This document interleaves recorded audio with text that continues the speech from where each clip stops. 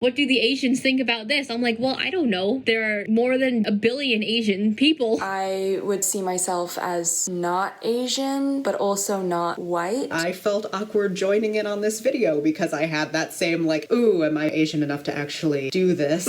Very complicated stuff. Very emotionally gunky concepts of not enough.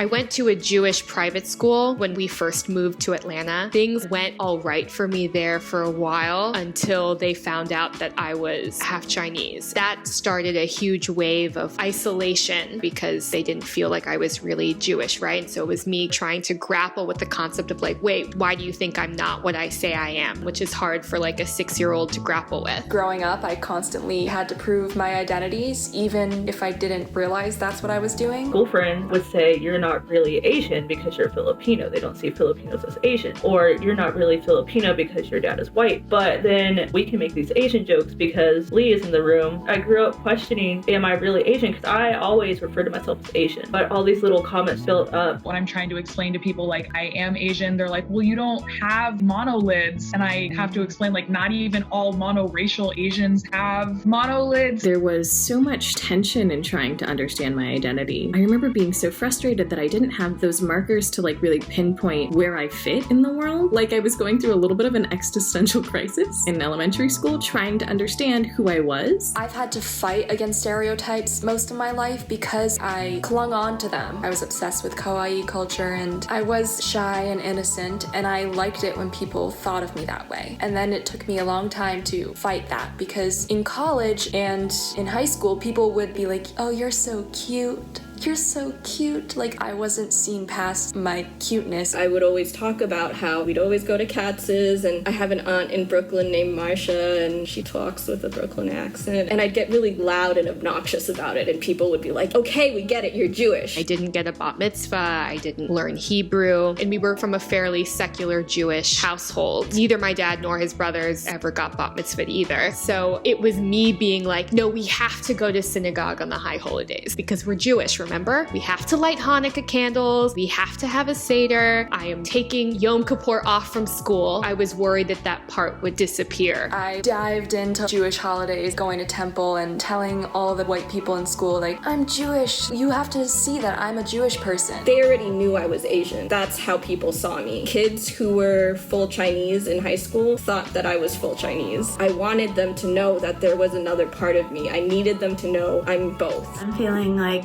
a little emotional hearing everyone's stories, and I guess just seeing how I relate to so much of this feeling of othering. I grew up in a very white community, and I thought everyone had Chinese grandparents. I thought everyone did Shabbat every Friday. I really didn't understand until I grew up a little bit more and met people that started to question me that what I did was maybe not what other people did. Contrary to what Alyssa was saying about running towards that, I think I definitely pushed a lot of that away, and it pains me to admit that. It really wasn't until college and meeting other Jewish people and finding a different community that I was able to run a little bit more towards that, and I'm still working on that, but it's definitely been a journey. I used to feel a lot of pressure to prove that I'm Jewish. Converting to Orthodox Judaism really helped me. Even though people will question me, I'll have an answer. It definitely does help that my mom is the Jewish person, not my dad. I was automatically accepted because of that. Sometimes I catch myself in those insecure moments when I want people to know, like, no, I'm really into this. I think that comes along with being a convert more so. There's this thing called bageling, when you're like at the grocery store and you see someone who is Jewish or like looks Jewish, I don't know, and you're like, oh, like I wonder what time Shabbos starts, so they know that you're Jewish. I kind of stopped needing to do that. I used to wear skirts down to my knees, only things that were up to my elbow and didn't show my collarbone, and people still didn't think I was Jewish. I'm not gonna try to prove myself anymore. Jew of color isn't really painted in people's mind. I have to remember that, I am Jewish. Everyone in this room is Jewish. I struggle a lot with this idea of not having the qualifications to exist in those spaces. I'm like, oh my God, do they not think I look Asian enough, or will they not consider me appropriate for this group? How I've learned how to navigate this world definitely affects how open I'm willing to be and how much I'm willing to share. When I am in a Jewish space and I don't know the people, I'm super duper quiet. As soon as I started really taking to learning and forcing myself to get comfortable with the community, I've been able to take take up a whole lot more space. I try to take up space and also leave space. I have a Pan-Asian American improv team that I perform with, Club Asia. Taking up space together makes me feel less alone. It's really important that I know that I'm allowed to take up space. And I have to tell people that a lot. Like, you're allowed to take up space. It's okay. I could put on that I am very white passing feeling onto me and just kind of walk into a space and just not question it until it turns to like oh, are you Ashkenazi? Or, and I say Baharian, and then suddenly everyone's like, oh, is that like actually a kind of Jew? What is that? Is that like a place? I'm actually mistaken for a monoracial Latina person nearly every day of my life. People speak Spanish to me on the streets, in stores, and in any neighborhood. A woman asked if I was sure that I wasn't Latina, and I had to say, like, yes, I am sure that I'm not Latina. I know my parents, and I know what ethnicity I am. People tell me to go back to Mexico when those are not my people, even. Whenever I'm in a Latinx space, I'm not questioned whether or not I should be there. But then if I'm in an Indian space, I do feel like the white girl walking in. I'm currently living abroad, and I've lived abroad in a couple different countries, but I would also say that I constantly feel that I have to prove to people that I'm American. People will come up to me and ask me where I'm from. I usually don't say American right away. I usually start with Californian. People have a confused look on their face and say, you live in California now, but where were you born? Most people just assuming that if you're not white, then you're not American. But honestly, these days with the US reputation, I'm not running around telling everyone I'm American. There was one time where this man was like, oh, like, where are you from? And I'm like, why are you asking me where I'm from? Stop asking me these questions. He's like, no, I'm asking you what town you lived in. I'm like, oh, sorry, awkward. I've been wrestling a lot with my own varied identity and its relationship to privilege or marginalization, and both, actually. I feel like I have a decent amount of white passing privilege. In my school, I am in the diversity committee, but I did not try to join the Asian groups. I felt awkward joining in on this video because I had that same ooh, am I Asian enough to actually do this? People do ask me to speak on behalf of Jews of color, or ask what the Jews of color in the Bay Area want or need. Step up, step back. What do I do? Because I'm Indian, do I help? Because I'm Indian, do I not? I want to recognize my privilege of not looking very Asian and not looking very Jewish, especially right now. As someone who doesn't look Jewish, I have this privilege of being spared from anti-Semitic attacks. I don't experience anti-Semitism or anti-Asian sentiment in the same way unless I come out. No one knows really what I am. That's just a really weird thing to sit with, to separate my identities and feel good about that. It used to really bother me, but I will take it. I can go to Chinatown, I can go to a deli, and I don't have to worry that I'm gonna be a victim of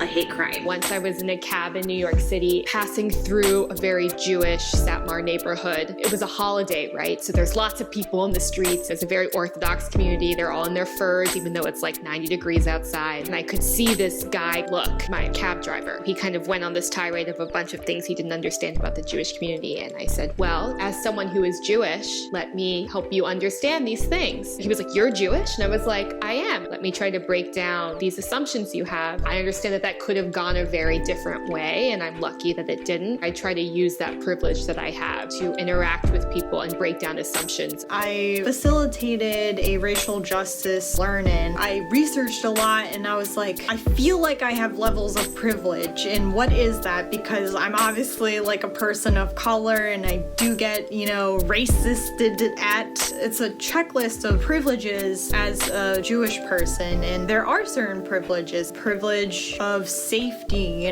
privilege of acceptance, and some amount of generational wealth. Those are factors within that, but at face value, no oppression Olympics type of stuff. Within different communities, there's a lot of intersectionality, which results in a lot of different struggles. The approach that I've taken to facilitating a dialogue around that is listening. I feel like that's the most important thing that anyone could do in a different community. Just listening to the experiences and respecting them and trying to understand them is the best way to facilitating a much more inclusive and equitable community. Frankly, I think that the Jewish community has a lot of entrenched privilege. I'm working on a bunch of research about how the Jewish community, despite a growingly diverse and multiracial community, the leadership is still predominantly white Ashkenazi Jewish. This is something that we're going to need to continue to engage with and continue to promote change in, because I think that representation matters. I was a performer at a really young age. I just remember going into this agent. This was the 90s, so not everyone was on board with diversity at the time. They were like, I don't get it. You're not quite like Asian, but you're not also quite white, so we don't really know what to do with you if we were to put you in a family. As if she was blaming me, and I was like, I was just born. Like, I don't, what am I supposed to do? I experience a lot of like, I don't really know what to do with you. I don't know where to put you. Which box do you want me to check? Because I can only check once. You're gonna have to choose a side. And then if I choose white, they're like, but not that side. I had friends who were mixed race who always just put white. They felt like they didn't have the authority to assert that part of them, maybe because they didn't speak the language or whatever. But I always refused and was like, no, I'd rather put other, which felt a little dehumanizing than to have to pick one thing. My mom converted for my dad, but they were together for 10 years before they were accepted by one another's families. Very my big fat Greek wedding, except Jewish and Asian. There's so much history of trying to overcompensate and prove, am I good enough for this culture? Am I good enough for that culture? You realize you're always gonna kind of feel that way, confused, and at the same time, like, feel like you're not really either of both. Being mixed race, you have to justify who you are and like why you act the way you are, why you sound like you sound. Some people just don't wanna accept that you can be multiple things. That's their problem. They gotta deal with it. Go to therapy or something.